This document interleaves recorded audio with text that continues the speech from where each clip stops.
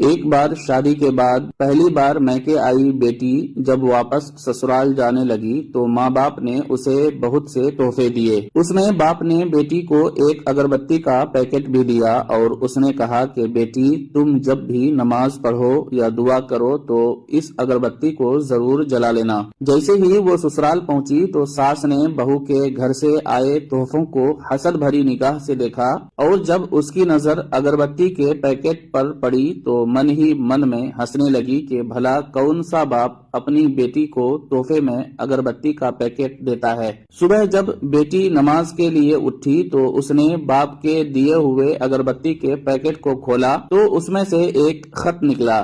جس میں لکھا تھا کہ بیٹیا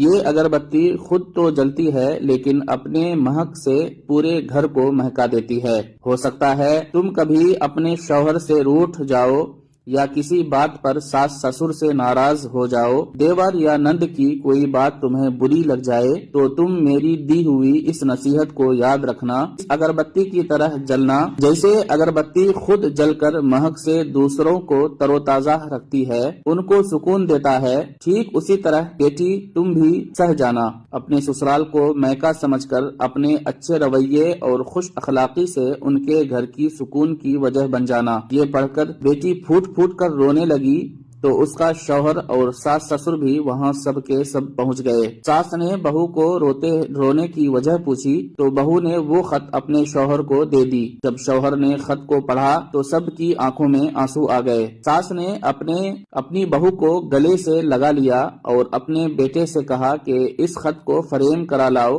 یہ خط کسی باپ کا اپنی بیٹی کو دیا ہوا ایک انمول تحفہ ہے۔